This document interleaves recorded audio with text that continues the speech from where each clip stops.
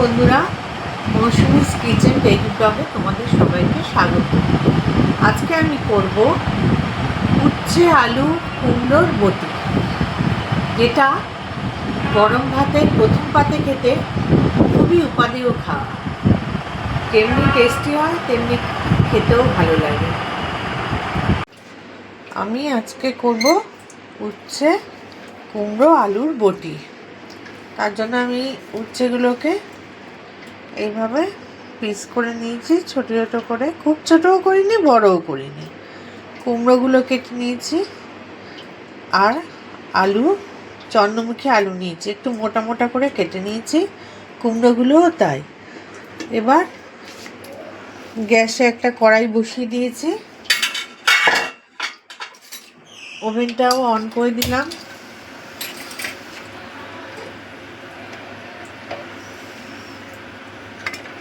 এবার কড়াইতে দিয়ে দিচ্ছি সর্ষের তেল।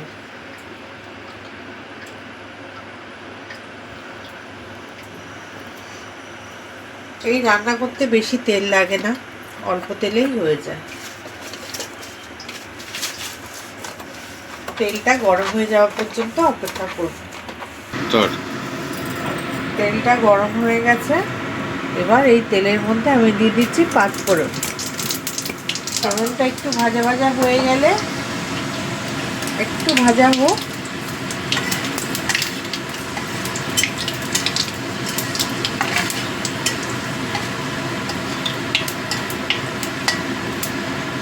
ফোড়নটাও ভাজা হয়ে গেছে। এবার উচ্ছেগুলো দিয়ে দিচ্ছি।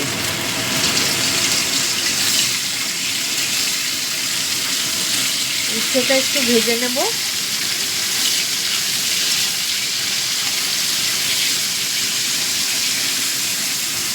উচ্ছেটা একটু ভাজা ভাজা করে নেব। উচ্ছেটা অল্প ভাজা হয়ে গেছে, এরকম অল্প একটু ভেজে নেব যাতে মজে যায়, কিন্তু বেশি লাল করব না।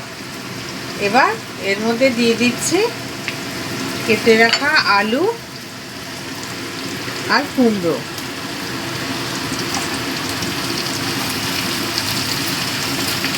এবার এগুলো দিয়েও কিছুক্ষণ ভেজে নেব।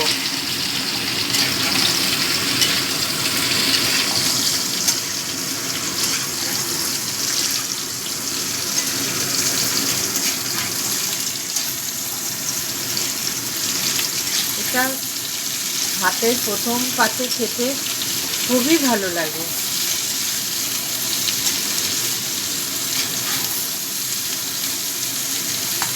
এবার এটাকে একটু ভেজে নেব। আলু আর কুমড়োটাও উচ্ছের সাথে 1-2 মিনিট ভেজে নিলাম। এবার এর মধ্যে দিয়ে দেব হলুদ গুঁড়ো, পরিমাণ মতো নুন,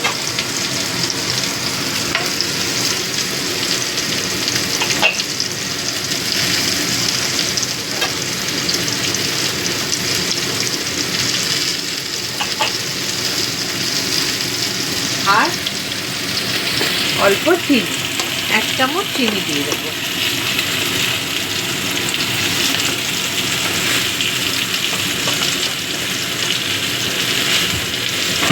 এবার এগুলো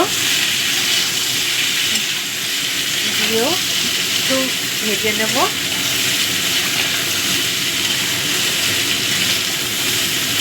হলুদের কাঁচা গন্ধটা যাতে চলে যায়।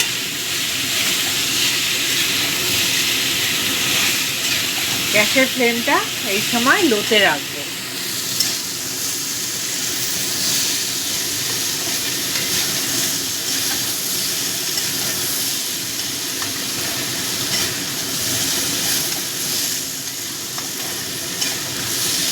হলুদ দিয়েও আমার এটা ভাজা হয়ে গেছে। এবার এর মধ্যে দিয়ে দিচ্ছি পরিমাণ মতো গরম জল।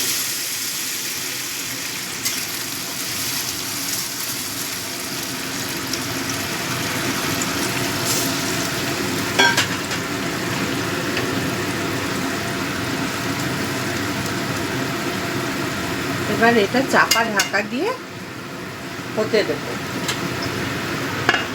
ততক্ষণ পর্যন্ত না আলু কুমড়ো সেদ্ধ হয়ে যাচ্ছে। ঢাকাটা আমি খুলে নিলাম। আলু কুমড়োটা উচ্ছেটা সেদ্ধ হয়ে গেছে। এবার আলুগুলোকে আমি একটু ভেঙে দিচ্ছি।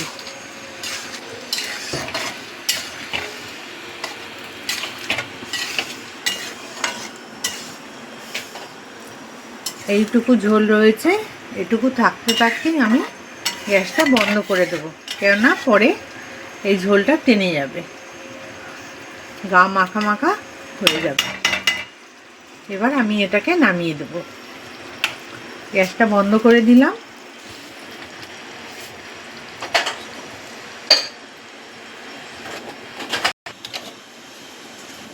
বটিটা আমি নামিয়ে নিলাম।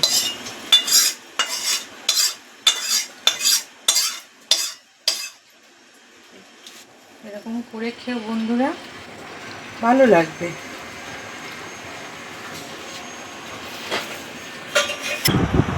এই হলো আমার উচ্ছে কুমড়ো আলুর বটি। তোমাদের যদি এই রেসিপিটা ভালো লেগে থাকে বন্ধুরা, তবে বাড়িতে করে খেয়েও ভালো লাগবে। আর ভালো লাগলে অবশ্যই লাইক কমেন্ট করো। আর আমার চ্যানেলটা এগিয়ে নিয়ে যাওয়ার জন্য সাবস্ক্রাইব করে দিও। আর পাশে থাকা বেল আইকনটি অবশ্যই ক্লিক করে দিও, তাতে আমার যে রেসিপি বেরোবে রোজ তার নোটিফিকেশান তোমাদের কাছে পৌঁছে যাবে। আজ তাহলে এখানেই থাক বন্ধুরা, আবারও দেখা হবে নতুন কোনো রেসিপি নিয়ে।